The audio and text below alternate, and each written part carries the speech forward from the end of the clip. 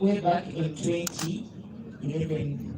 The diabetes epidemic is growing, and in 2019, 460 million people were suffering from this disease. But unfortunately, 80% of these people live in low and middle income countries like Uganda. And in the African region, already 24 million adults are currently living with diabetes, and the number of cases is predicted to increase by 129% to 55 million by 2045 if we don't do anything differently.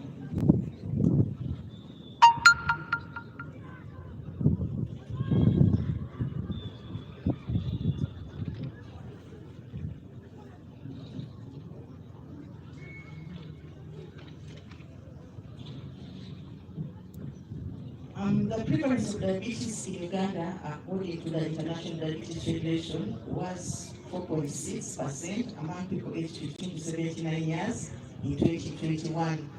And this is about 716 million people with diabetes, and yet we had already this 89%, which is 637 Ugandans are not aware, which means they're not doing anything about it. And the first time we see them at the health facility, maybe when they have complications, either they have gone blind, or their kidneys have failed, or they have a heart attack, and this is really very bad for us. And the number is bigger than 2 times the population of Kabale, which we had has a low life expectancy, but this number is even bigger than that. And these people have diabetes in Uganda. The chief guest, ladies and gentlemen, the increase in diabetes cases has been dictated by exposure to risk factors. We have heard a lot about these ones, and we heard about the unhealthy diets. This year we are eating a lot of sugar, we are eating a lot of fat, unhealthy fat, we are eating a lot of salt. And tobacco, we also heard about it. People are using tobacco, which is a risk factor for diabetes. And we are not exercising enough. We're also taking a lot of alcohol. And the other one that we can't avoid is also air pollution that is increasing because of our human activities that we are having. All these must lead to non-communicable diseases, including diabetes.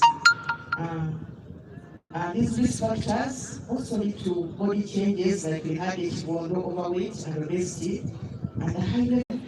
The WHO has supported the fight against diabetes through the development of evidence-based policy options, strategies, guidelines, and protocols that are geared at reducing exposure to risk factors and management of diabetes and other non-communicable diseases. Some of these guides include the Global Action Plan for Prevention and Control of NCDs that was initially for 2013 to 2020, but now it goes to 2030. The guidance sitting there is very hopeful if we implemented it. There are also technical packages such as the Essential Package for Non-Communicable Diseases. It has very good guidance, and if we follow it, it can help us deal with diabetes. And also to improve access to quality assured insulin, manufacturers were pre-qualified in 2019 by WHO. And the Diabetes Compact that was launched in 2021 with a vision of everyone with diabetes to access the care they need. In 2022, the World Health Assembly, including Uganda, set the first global targets for diabetes to be achieved by 2030. And these targets are 80% of people living with diabetes are diagnosed. We heard that 89% don't know. So now we want 80% of those who have it to know, which means people have to get tested. 80% of people with diabetes have good control. This means we need to treat those who are diagnosed with diabetes, and these people need the medicines at the health facilities.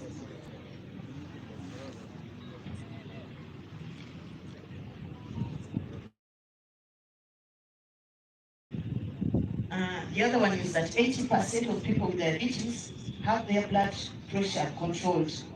Blood pressure and diabetes are very close relatives because they damage nerves, they damage vessels. If you start with high blood pressure, the chances are very high that you will also get diabetes. But if you start with diabetes, the chances are also very high that you'll get high blood pressure. So